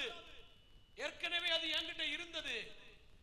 இந்த சுபாவம் 2024, இந்த நடத்த 2024, இந்த வாழ்க்கை 2024, இந்த நினைவு 2024. ஐயோ, இது அன்னைக்கு வந்ததுனால தான் 2024 எனக்கு பாழா போச்சு. நான் இப்ப 2025ல காலடி எடுத்து வச்சிருக்கிறேன். இனி அது எனக்கு வரக்கூடாது. நான் மறுபடியும் இதுக்குள்ள போய் விழுந்துட்டேன்னா, மறுபடியும் நான் இதுக்குள்ள சிக்கிட்டேன்னா, இந்த ஒருவேளை இந்த சிக்கல்ல இருந்து எனக்கு வெளியே வர்றதற்கு என்ன முடியாது, வாய்ப்பு இருக்காது, என்னால எழும்ப முடியாது. அதனால அதுக்குள்ளே போகக்கூடாது. ஆண்டவர் நம்மிடத்தில் அப்பொழுது பேசிக் கொண்டிருக்கிற என்னன்னா, வாழ்க்கை முழுவதும் ஜெயமா இருக்க வேண்டும், ஜெயம் பெற்றவர்களா இருக்க வேண்டும். நம்ம காரியத்தில் எல்லாத்திலையும் நம்ம ஜெயித்து கொண்டே இருக்கணும். தோற்று போகக்கூடிய யாதொரு கதவை தயவு செய்து ப்ளீஸ் திறந்து போட்டுறாதீங்க. தோல்வி எனக்கு உண்டாக்கும் என்று சொல்லப்படுகிற யாதொரு கதவை தயவு செய்து என்ன செய்யாதீங்க, வாசலை திறந்து கொடுத்துறாதீங்க. ஆமென். கேட்டை ஓபன் பண்ணி கொடுத்துறாதீங்க. அதுக்காக நீங்க வழியை பாதையை செப்பனிட்டு கொடுக்காதீங்க. நமக்கு தெரியணும், இந்த வழிதான் அன்னைக்கு என்ன தோற்று போக பண்ண வழி. இந்த கதவை நான் திறந்து போட்டதுனால தான் அன்னைக்கு நான் தோற்று போனேன், அன்னைக்கு நான் தலை குனிந்து நின்றேன். ஆனா இனி இந்த வருஷத்துல நான் அதுக்கு தயாரல்ல. அப்படி வைராக்கியத்தோடு வாழ்ந்தால் ஜெயங்கொள்ளுகிறவன் கண்டிப்பா எங்க போய் சேதமாக மாட்டானா? இரண்டாம் மரணத்தினால் அவன் என்ன செய்ய மாட்டான். ஏன்னா இது ஜெயிக்கிறவனுக்காக ஆண்டவர் பாக்கியத்தை வச்சிருக்கிறார். அப்படின்னா நமக்கு எதை ஜெயிக்கிறவன் எதை சுதந்திரிக்கணும் அப்படின்னு கேட்டா, வெளிப்படுத்தின விசேஷம் 20ஆம் அதிகாரம் அதனுடைய 4வது வசனத்திலிருந்து சீக்கிரமா படிங்க. கண்டேன், உட்கார்ந்தார்கள், நியாய தீர்ப்பு கொடுக்கும்படி அவர்களுக்கு அதிகாரம் அளிக்கப்பட்டது. இயேசுவை பற்றிய சாட்சி சிறைச்சேதம் பண்ணப்பட்டவர்களுடைய ஆத்துமாக்களையும் மிருகத்தையாவது அதன் சொரூபத்தையாவது வணங்காமலும் தங்கள் நெற்றியிலும் தங்கள் கையிலும் அதன் முத்திரையை தரித்துக் கொள்ளாமலும் இருந்தவர்களையும் கண்டேன். அவர்கள் உயிர்த்து கிறிஸ்துவுடனே கூட 1000 வருஷம் அரசாண்டார்கள். மரணமடைந்த மற்றவர்கள் பார்த்தீங்களா? மரணமடைந்த மற்றவர்கள் அந்த 1000 வருஷம் முடிகிறது வரையிலும் உயிரடையவும் இல்லை. இதுக்கு பேர் தான் என்னது? இந்த முதலாம் உயிர்த்தெழுதலின் முதல் வரிசை. இந்த உயிர்த்தெழுதலுக்கு குறைந்தபட்சம் 6-7 வரிசைகள் இருக்கிறது. இந்த வரிசை முறையில நானும் நீங்களும் எப்ப உயிரோடு எழும்பணும்? ஃபர்ஸ்ட் லைன்ல எழும்பணும். எப்ப எழும்பணும்? ஃபர்ஸ்ட் லைன்ல. அப்படின்னு சொன்னா ஒண்ணு கிறிஸ்துவுக்குள் மரித்து, இல்லைன்னு சொன்னா உயிரோடு இருக்கும் போது மறுரூபமாக்கப்பட்டா அவங்களுக்கு பேராக முதல் லைன்ல எழும்புகிறவங்க. இரண்டாவது கைவிடப்பட்டவர்களும், மூன்றாவது இந்த பூமியில் தானே ஆண்டவரால் முத்திரை போடப்பட்டு அன்றைக்கு பாதுகாக்கப்படுகிற இஸ்ரவேலர்களும், 4 ஆமென் அதோடு கூட இரத்த சாட்சிகளும், 5 அதோடு கூட வானத்திலிருந்து இறங்கி வந்து நித்திய சுவிசேஷத்தை அறிவிக்கிறதான தேவ பக்தர்களும், ஆமென் அதோடு கூட இந்த பூமியில் யாரெல்லாம் அந்த எதிர்கிறிஸ்துவனுடைய ஆட்சி காலத்தில் அந்த பசியிலும் பஞ்சத்திலும் பட்டினியிலும் 666 என்கிற முத்திரையை கைகளிலும் நெற்றிகளிலும் தரித்து கொள்ளாமல் இருந்தார்களோ, இந்த இடத்துல எல்லாம் நான் வர முடியாது, நம்ம வர முடியாது. சபை, நான் வரிசையை சொல்லி தந்தேன். சபைக்கு ஆண்டவர் வைத்திருக்கிற பாக்கியம் முதலாம் உயிர்த்தெழுதலின் முதல் வரிசை. இந்த தருணத்தை நம்ம இழந்தோடு வச்சுக்கிடுங்க. அந்த உபத்திரவ காலத்துல ஒண்ணில் அடிபட்டு செத்து போவோம், இல்லைன்னா பஞ்சத்துல செத்து போவோம், இல்லைன்னா யுத்தத்துல செத்து போவோம், இல்லைன்னா பூமி அதிர்ச்சியில செத்து போவோம், இல்லைன்னா வானத்திலிருந்து கற்கள் விழுந்து செத்து போவோம், இல்லைன்னா தண்ணி கசப்பா மாறுது, ஏதோ ஒரு ஆபத்தினால் மரித்து போவோம். அல்லன்னா உயிரோட இருந்தால் வெள்ளை சிங்காசன மகிமையின் சிங்காசன நியாய தீர்ப்பில் தீர்க்கப்பட்டு பாதாளத்துக்கு அனுப்பப்படுவோம். பாதாளத்தில் அங்க ஏற்கனவே யார முன்னாடி அனுப்பி விடுவாங்க? பிசாசு. அவனுக்கு கூட இப்ப பாருங்க, பிசாசுனுடைய உலகத்திலேயே நமக்கு வாழ முடியல, பிசாசுக்கு கூட வாழ்றத கொஞ்சம் நினைச்சு பாருங்க. கொஞ்சம் அதை ஃபீல் பண்ணி நினைக்கணும். அல்லேலூயா. அதை எப்படி நான் உங்களுக்கு சொல்லி தரணும்னு எனக்கு தெரியாது. இந்த உலகத்துல ஒரு பாஸ்டர் கிட்ட ஒரு மனிதன் வந்து கேட்டானா, பாஸ்டர் நான் இந்த இடத்துல வந்து ஒரு 5 சென்ட் நிலம் வாங்க போறேன், அதனால வீடு தரையெல்லாம் என்ன செய்ய போறேன், எல்லாத்தையும் விற்க போறேன். அப்ப பாஸ்டர் கேட்டாரு, நீ ஏன் திடீர்னு இப்படி ஒரு, அது பிசாசுக்கு தொந்தரவு இங்க தாங்கவே முடியல. அப்போ இவர் கேட்டார், அங்க பிசாசு இல்லையோ? அப்ப அவனுக்கு பதில், அப்ப பாஸ்டர் சொன்னாரு, எனக்கும் கூட ஒரு 5 சென்ட் வாங்கு, நானும் அங்க வரணும். ஏன்னா நீ பிசாசு இல்லாத இடத்துக்கு போறேன்னா நானும் என்ன செய்யறேன் அப்படின்னு அதனுடைய அர்த்தம். வெளிப்படுத்தல் 12:9 சொல்லுகிறது, வாசித்து பாருங்கள் சீக்கிரமா. வெளிப்படுத்தல் 12:9, உலகம் மொத்தத்தையுமே, உலகத்தை மொத்தத்திலே என்ன செய்து கொண்டிருக்கிறான்? மோசம் போக்குற பிசாசு. அப்ப நம்ம இன்னைக்கு அனுபவிக்கிற ஒவ்வொரு காரியத்துக்கும் ஒவ்வொரு பேர் கொடுப்போம். எல்லாத்துக்கும் காரணம் எவன் தான்? எல்லாத்துக்கும் காரணம் அவன் தானே. தெரிஞ்சோ தெரியாமோ எவனைத்தான் திட்டுவோம்? பொல்லாத ஆவியே, இயேசு நாமத்தில் ஒண்ணுனா. ஏன்னா அவனுக்கு தொந்தரவு நம்மளால என்ன செய்ய முடியல. நேரடியா பிசாச கண்டிருக்கிறீங்களா, பார்த்திருக்கிறீங்களா?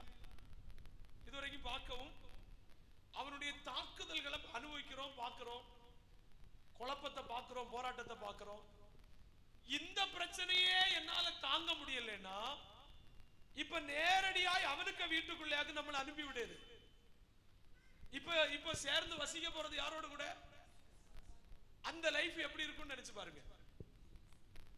பிசாசுக்கு கூட வாழ போகணும்னு சொல்றவங்க எல்லாரும் ஒரு அல்லேலூயா சொல்லுங்க பாப்போம்.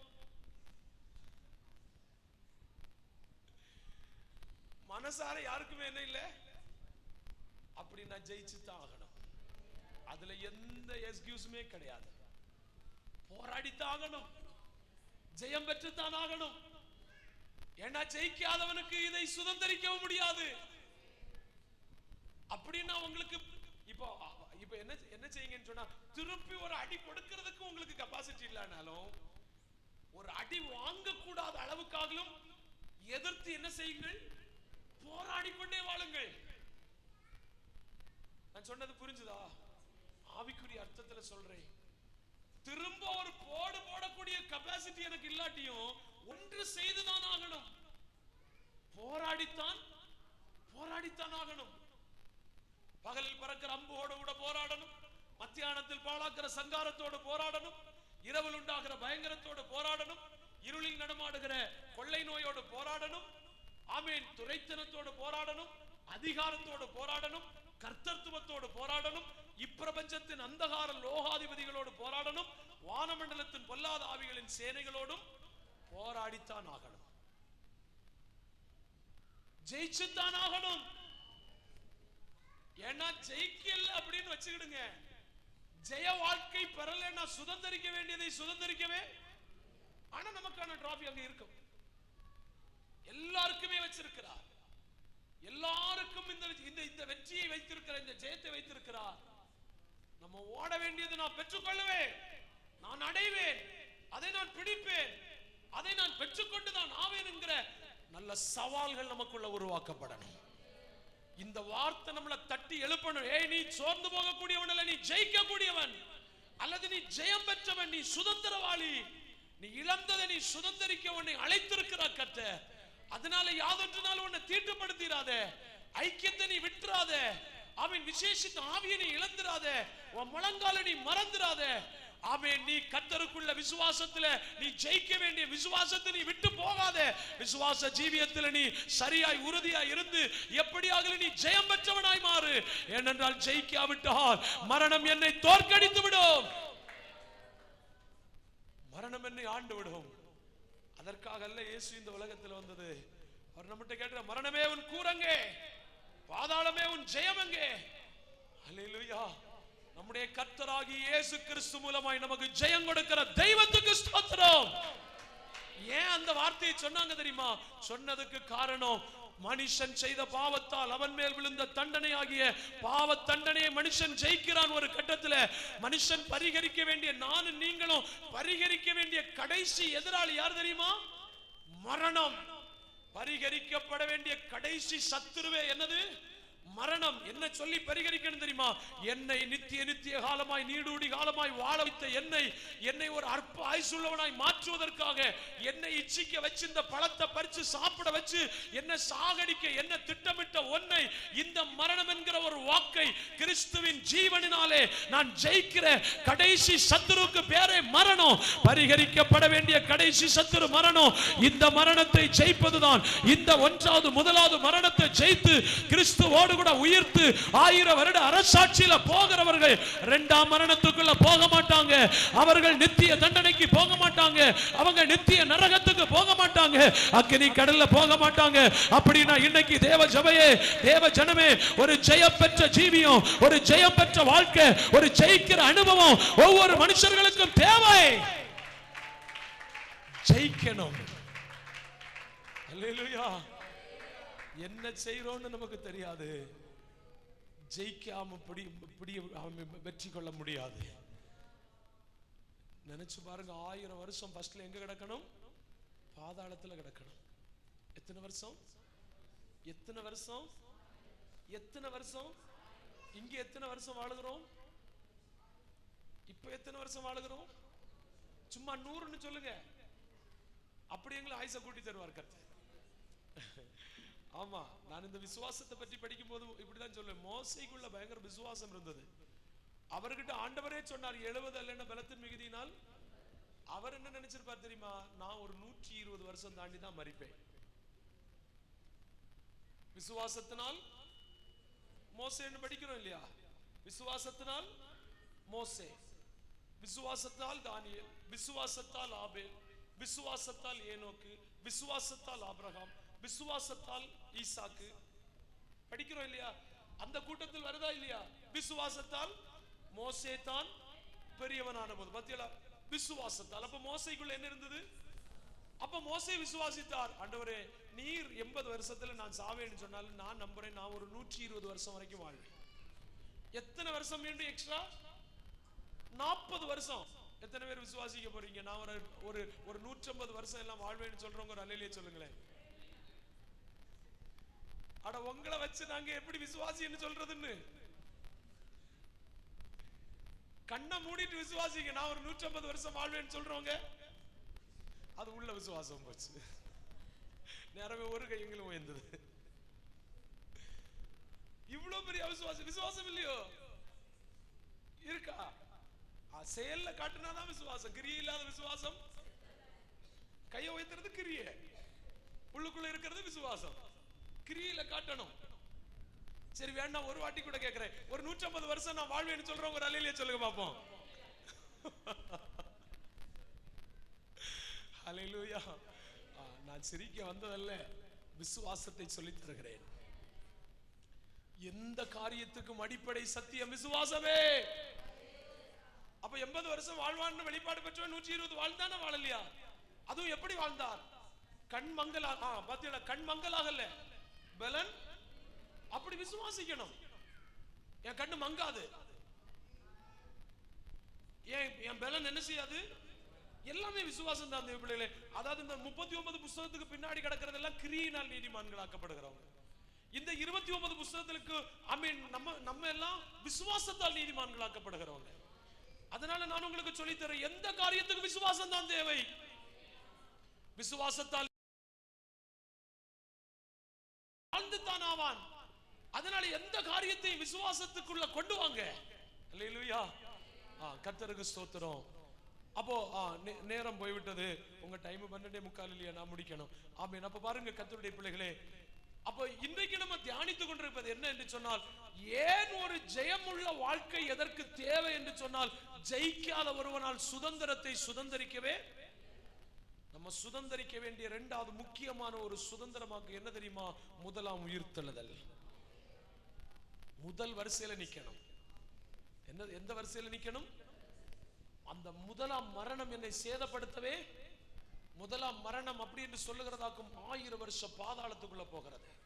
இரண்டாம் மரணம் அப்படின்னு சொல்றதாக்கும் நித்திய காலமாய் அக்னியும் கந்தகமும் எரிகிற கடலுக்குள்ள போகிறது.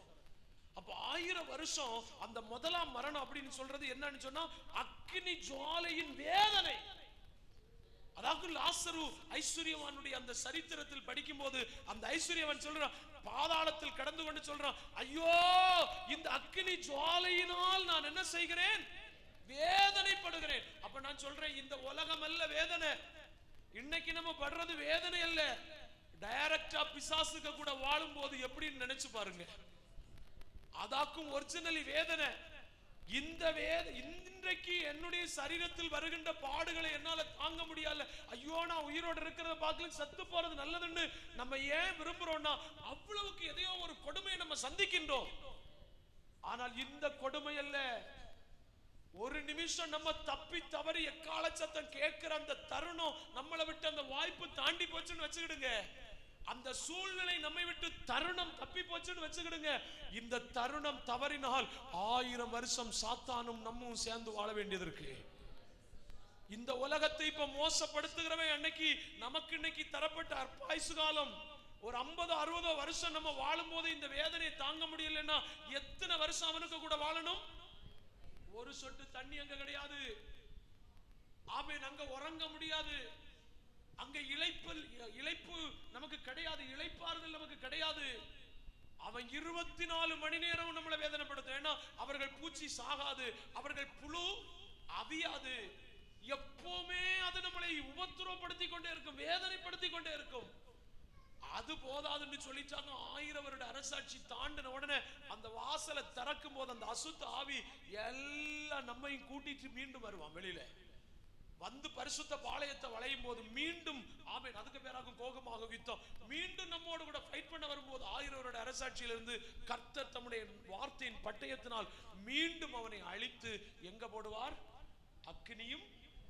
ரெண்டாவது நம்ம டைரக்டா எங்க போக வேண்டியது இருக்கு? தீக்குள்ள போக வேண்டியது இருக்கு. ஒரு தீக்காய் இந்த உடம்புல பட்டா தாங்க முடியுதா? ஒரு கேஸ் நம்ம டபார்னு அடிச்சு பத்த வைக்கும் போது ஷப்புன்னு அது பிடிக்கும் போதே நம்முடைய முடி என்ன செய்யுது? கருகி ஸ்மெல் எடுக்குது. ஒரு சுடுதண்ணி பட்டாலே நம்முடைய உடம்பு வந்து உருவுது. இந்த பூமியினுடைய நடுமையத்தில் போகும்போது 4000 டிகிரி செல்சியஸ்ல இருக்குதாம். வெறும் ஒரு 100 125 டிகிரி செல்சியஸ், அதாவது ஒரு 99 100 101 நமக்கு உடம்புல உருவாகுவதற்கு முன்பதாக நமக்கு என்ன வருது? ஜன்னி வருது. வருதா வரலையா? ஒரு 102 டிகிரி வரும்போது நம்ம உடம்பு நம்மளால கண்ட்ரோல் பண்ண முடியாது, வெட்டும் வரையில் வந்து விடுகிறது. ஒரு 400 டிகிரி செல்சியஸ் பற்றி நீங்க படிக்கும் போது மெட்டல்கள் எத்தனை திக்கான என்ன சொல்லலாம், உலோகங்கள் உருகுது, மெட்டீரியல் உருகுது. அப்படின்னா 4000 டிகிரி செல்சியஸ் இந்த பூமிக்குள்ளே இருக்குது. லாவான்னு சொல்றாங்க. குழம்பு போல தீ குழம்புகள், நெருப்பு குழம்புகள், அது என்னதான் மாறுது? அக்னி நதியாய், அக்னி கடலாய் மாறுது. இந்த தண்ணி போல அப்படியே அப்படியே உருக்கி குழம்பு. இதுக்குள்ளேயாக்கும் அதுக்கு பிறகு நம்முடைய வாழ்க்கை எத்தனை வருஷம்? எட்டர்னல், நித்திய காலமாய் 1000 வருஷம் பாதாளத்துக்குள்ள, 1000 வருஷம் தாண்டி பிளஸிங்காஸ் நியாய தீர்ப்புக்கு முன்பதாக நின்று அக்னி கடல்ல போகணும். அதுக்கு பேராக்கும் 2ஆம் மரணம். என்ன மரணம்? ஆனா இங்க ப்ராமிஸ் என்னது? வாக்குத்தத்தம் என்னது? ஜெயம் கொள்ளுகிறவன் 2ஆம் மரணத்தில் என்ன செய்வதில்லை. ஏன் சேதப்படுவதில்லைன்னா அவன் எக்கால சத்தம் கேட்கும் போது இங்கிருந்து எழும்பி இருப்பான்.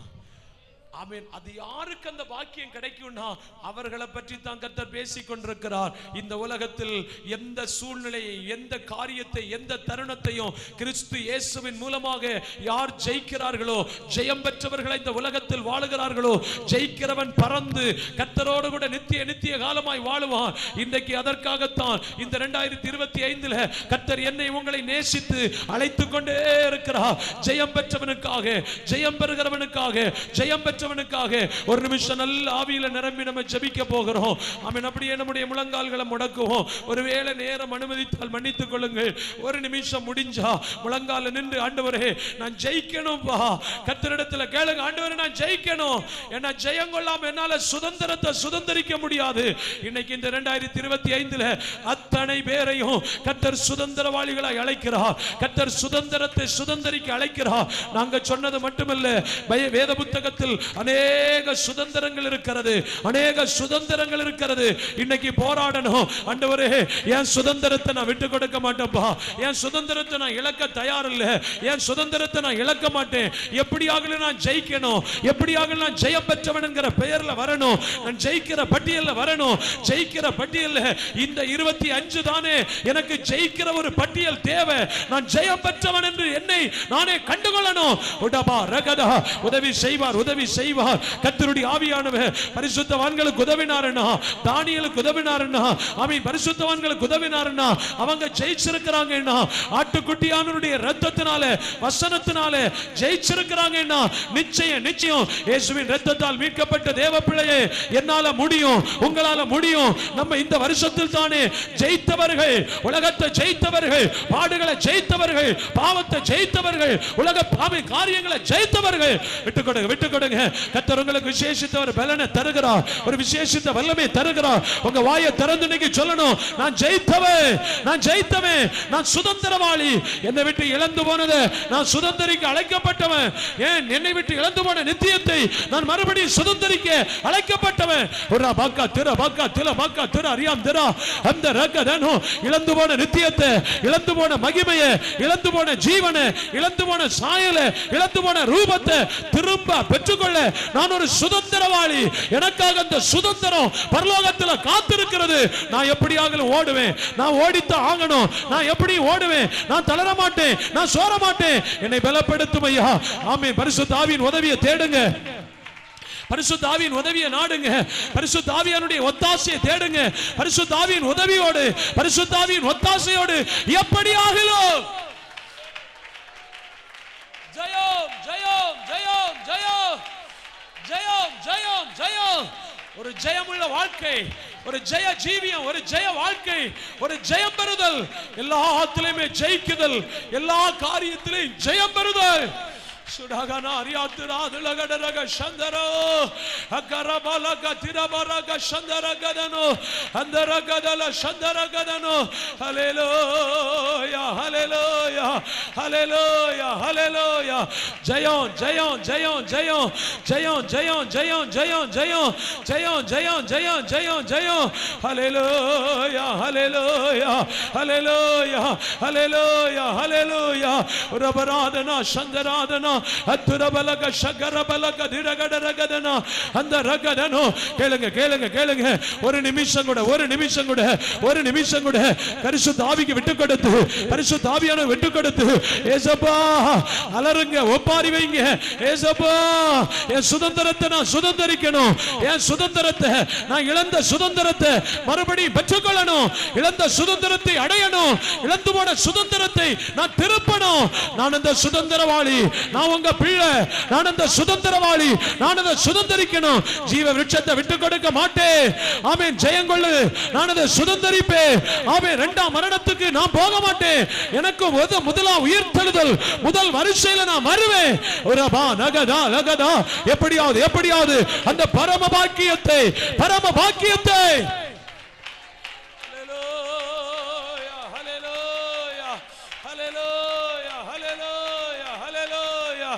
ரபலகதரோ சந்தரகதரோ. ஹல்லேலூயா ஹல்லேலூயா. ரபா சந்தரகதரோ.